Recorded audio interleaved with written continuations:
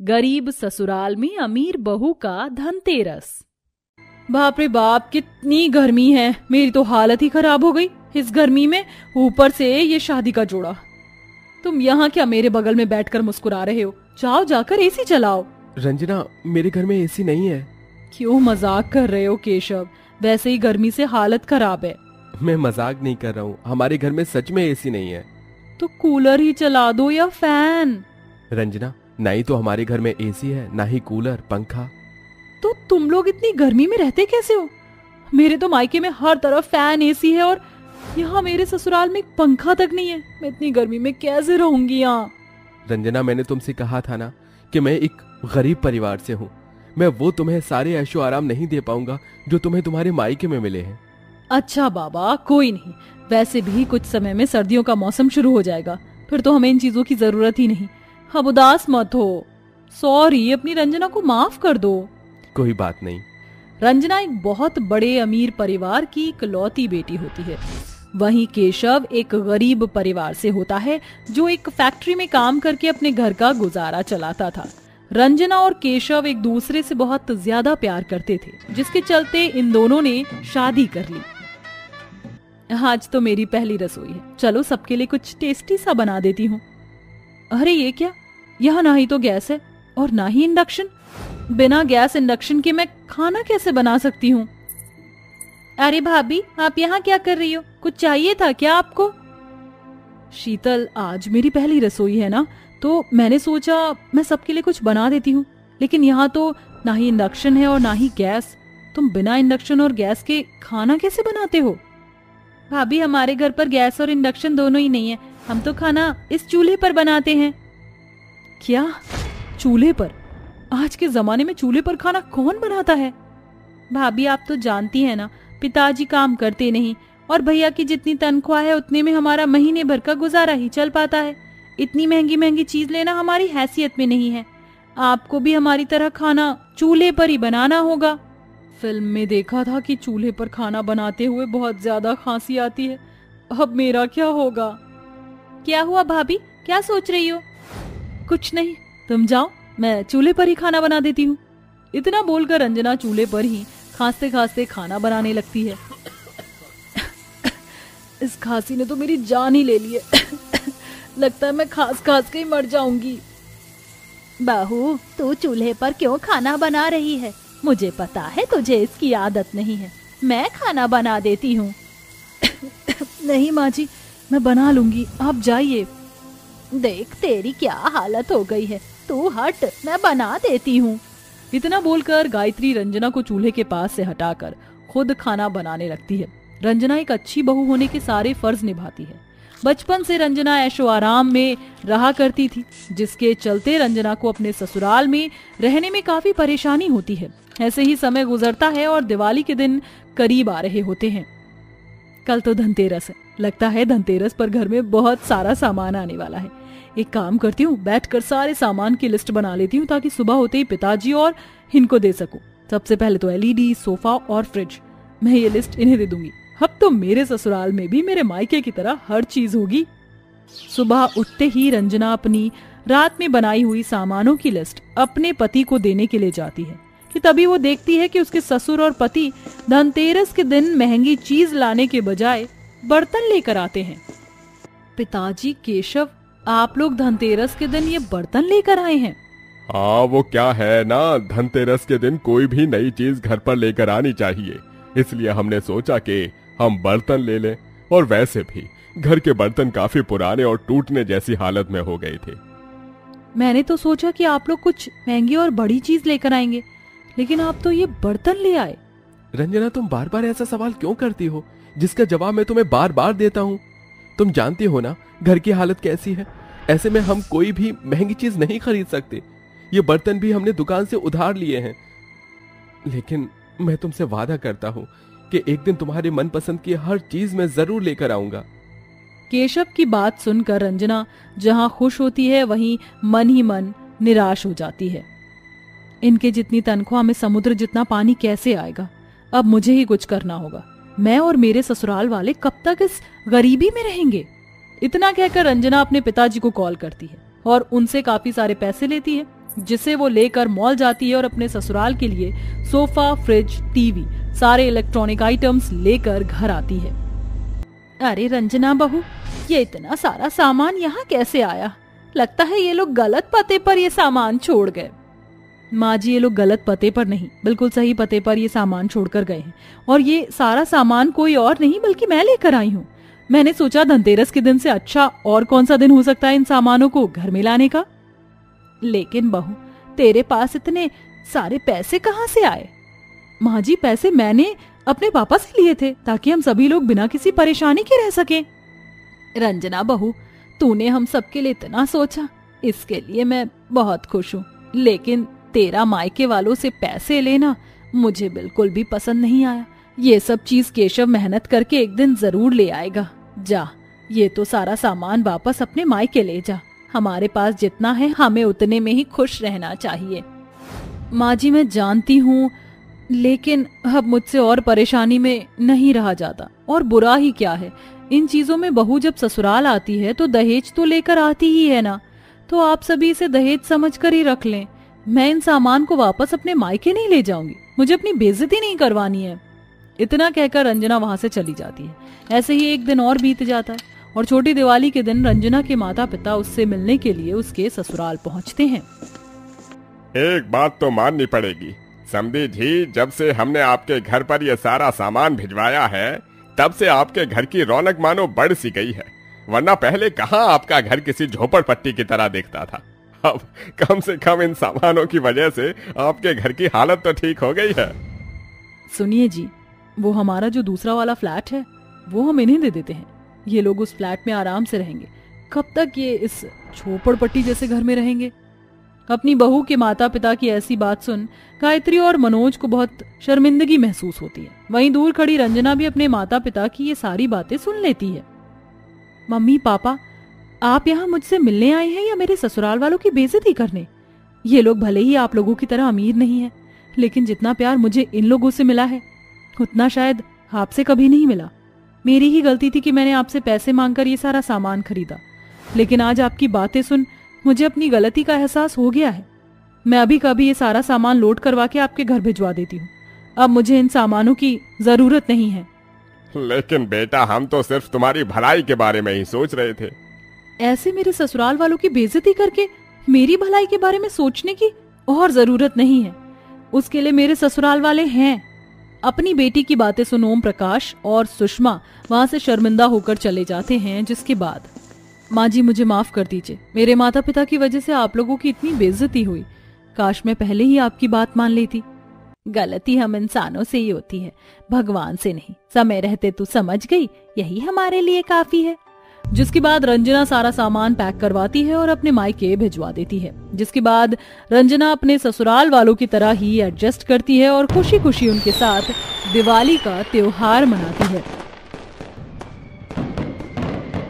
ए माल के मंदे माल, आलू लो, टमाटर लो 50 रुपए में 5 किलो टमाटर। माल के मंदे आ, माल ले लो। सब्जी व्यापारियों से भरी केशवपुर मंडी में गरीब सास बहू गोमती और सविता झाड़ू लगा रही होती हैं। बहू, हमें जल्दी जल्दी झाड़ू लगाना होगा, अभी आधी मंडी की सफाई बाकी बची हुई है। हाँ माँ जी, 9 बजे से पहले हमें सब्जी मंडी की सफाई पूरी करनी होगी। ये कहते हुए सविता झाड़ू लगाने लगती है। तभी उसे आगे एक कचरे के ढेर में कुछ सड़े गले आलू पड़े दिखते हैं। माँ जी, ये देखिए, यहाँ पर कुछ आलू पड़े हुए हैं। सविता बहू, ये आलू तो एकदम सड़े गले से, इसका हम क्या ही करेंगे? इसमें से थोड़े बहुत ठीक निकल ही जाएंगे। तो ठीक कहती है बहू, इसे आज की सब्जी का जुगाड़ तो हो ही जाएगा। वैसे भी जिस गरीबी में हम जी रहे हैं उसमें महंगे भाव की सब्जी हम कहाँ से खरीदेंगे और क्या नहीं खाएंगे। माँ जी, आज मंडी में एक भी प्याज फेंका हुआ नहीं मिला। अगर एक आधा प्याज मिल जाता तो आज सोनू को प्याज की पकौड़ी बनाकर दे देती। बहुत दिनों से जिद पकड़े हुए है। खैर, मैं आती हूँ। भाई साहब, एक थैली मिलेगी क्या? मंडी का व्यापारी सविता की गरीब फटी चिटी साड़ी और हालत देखकर उसे झाड़कर भगा देता है। अरे थैली का फ्री में आती है जो मैं तुझे दे दूं। चल भाग यहाँ से, पता नहीं कहाँ कहाँ से आ जाते हैं। व्यापारी के दुत्कारे जाने के बाद सविता वहां से आ जाती है और अपनी साड़ी के आंचल में ही एक फेंकी हुई सब्जी उठाकर घर ले जाने लगती है। तभी उसे मंडी के बाहर गोपी सब्जी से भरे ट्रक से आलू प्याज की बोरियां ढोते हुए दिखाई देता है। अरे सविता भाभी, कैसन है आप? प्रणाम अम्मा। झुक झुक जीते रहो गोपी बेटा। अब मोहन कैसा है अम्मा? उसके पैरों में कोई सुधार आया? नहीं गोपी बेटा, कोई सुधार नहीं। गोमती सविता से पहले सब्जी मंडी में मोहन ही आलू प्याज की बोरी ढोता था। मंडी के बाहर से लेकर अंदर तक 50 किलो की आलू प्याज की एक बोरी पहुंचने के बदले उन्हें 10 रुपए मिलते थे। 100 रुपए किलो, 100 रुपए किलो। लो भैया, आ गया है मंडी में एक नंबर का लाल अचारी प्याज। 100 रुपए किलो, 100 रुपए किलो। प्याज की बढ़ी हुई महंगाई सुनकर दोनों सास बहू बातें करने लगती हैं। हे भगवान, ये रातों रात प्याज इतने महंगे कैसे हो गए? कल तक तो प्याज पूरी मंडी में 20 रुपए या 30 रुपए किलो ही थे।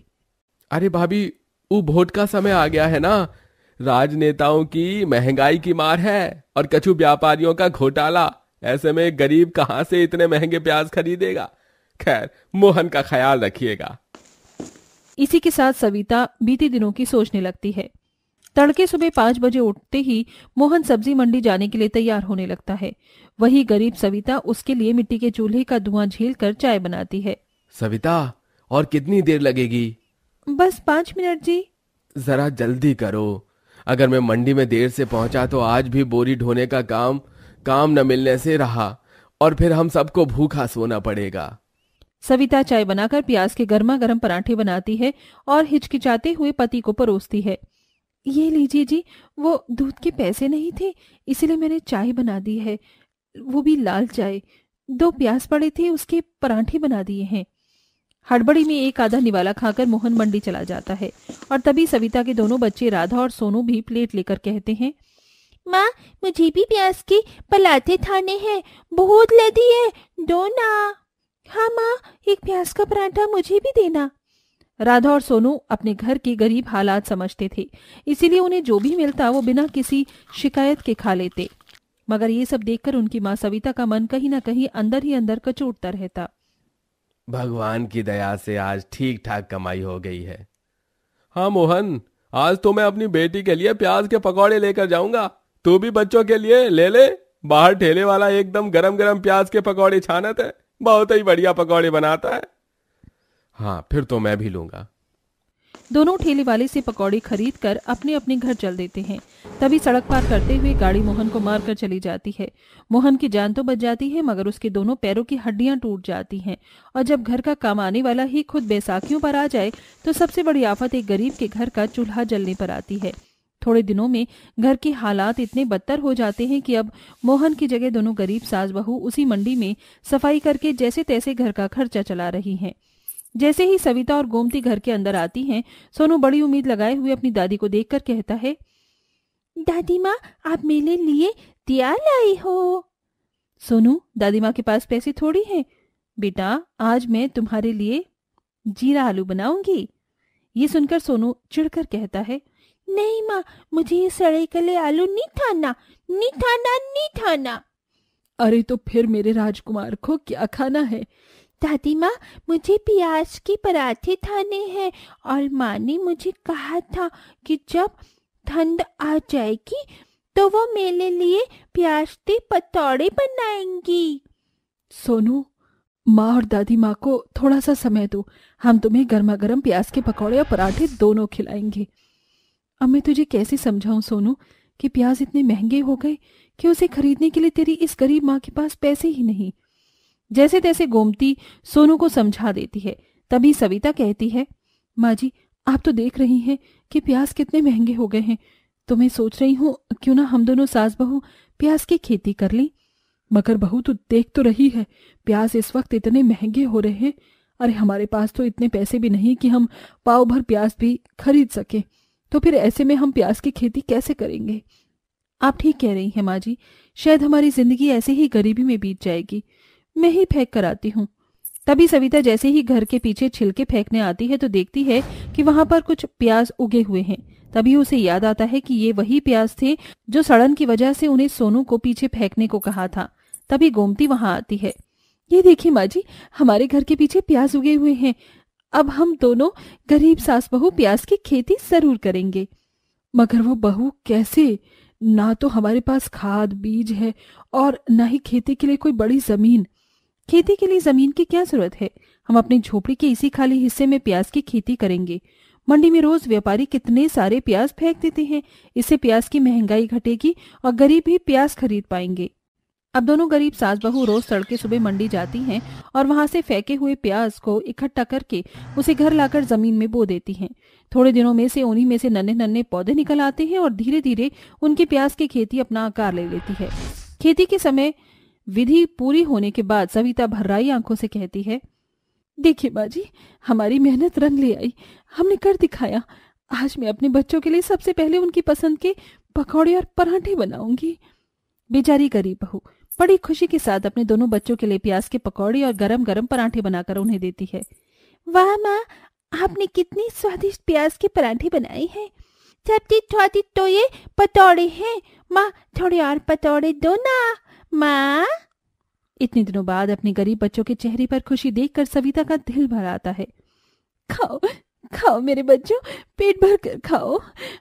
इसके बाद दोनों सास बहू बचे हुए सारे प्याज बोरी में भरकर मंडी में ले आती हैं और लोगों को आवाज लगाती हैं, ताजे लाल सस्ते प्याज 20 रुपए किलो, ताजे रसीले लाल प्याज, अब कोई महंगा नहीं, लो कर दिया भैया, माल के मंदे। प्याज के सस्ते दाम सुनकर प्याज खरीदने के लिए गरीब सास बहू के पास लोगों की भीड़ लग जाती है। क्या कहा, मंडी में हर जगह तो प्याज इतने महंगे हो रहे हैं, आप दोनों सास बहू इतने सस्ते प्याज क्यों बेच रही हैं? हमने गरीबी देखी है बेटा, इसीलिए हम जानते हैं कि जब महंगाई बढ़ती है तो उसका असर गरीब के घर पर कैसे पड़ता है, इसीलिए। सही कहा माताजी आपने। 5 किलो प्याज मुझे भी तौल दीजिए। और 5 किलो प्याज मुझे भी दे देना। जी अभी देती हूँ। देखते ही देखते लोगों में गरीब सास बहू के प्याज की लूट मच जाती है और मंडी के सारे प्याज बेचने वाले व्यापारी हाथ मलते रह जाते हैं और उनके प्याज भी धरे के धरे रह जाते हैं। उस महंगाई के वक्त में गरीब सास बहू सस्ते प्याज बेचकर भी अच्छा खासा मुनाफा कमाती हैं, जिसके बाद उनके पास भी बड़ी पूंजी जमा हो जाती है, जिसे वो मंडी में सस्ते प्याज का व्यापार शुरू कर देती हैं, जिससे गरीबों को थोड़ी राहत मिलती है और प्याज बेचकर उनकी भी गरीबी भरी जिंदगी ठीक हो जाती है।